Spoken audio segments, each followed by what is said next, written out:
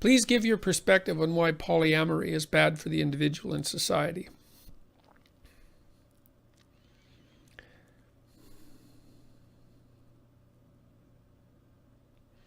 Well, I think the fundamental reason is, there's a bunch of reasons. I mean, the first is societies seem to function better, that is, less violently.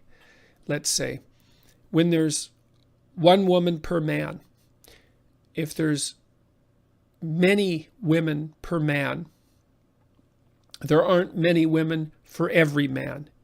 There are a handful of men, let's say a minority of men, a Pareto distribution of men who have a disproportionate number of women, and a lot of men who have none. And those aren't happy men, let's put it that way. They're men who are very likely to get up to no good very rapidly. So there's that.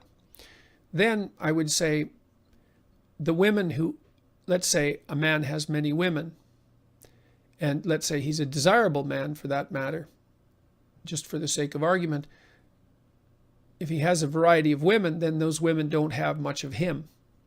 So they don't get to establish a real individual relationship with him because it's going to be fragmentary.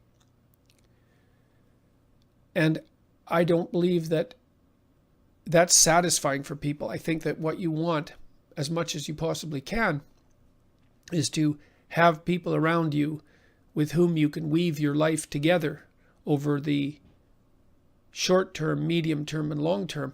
It adds depth to your life in a way that almost nothing else can. And so what you do, and so I've been speaking more about permanent polyamorous relationships. You might ask, well, what about sequential ones where, which is in some ways indiscriminable from, from just casual sleeping around. I think the problem with that is that to sleep around casually is to imply that sex is casual.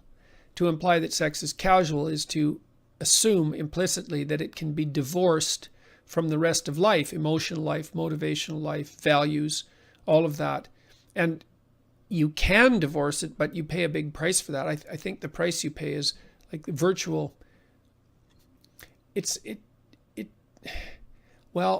The word psychopathic keeps leaping to mind. Yeah, good old Freud. You have to reduce a person to the casual pleasure of a transient sexual interaction in order to sleep around casually. And I think that once you establish that as a habit with sex, which is a deep experience, if you'll do that with sex, which is a deep experience, then, and you learn how, then what makes you think that won't transfer to everything else that you do? I don't see how it can fail to. So, you could say, well, monogamy isn't a very good solution. It's like, well, life is a sexually transmitted disease with a 100% fatality rate too. There's lots of really complex problems for which we only have the best answer we can come up with, which is not a utopian answer, but I would say, and I think the evidence supports this as well, that stable monogamy is the best solution that we know of, and it's also the minimum necessary requirement for the stability of children. So, polyamory, it's wrong.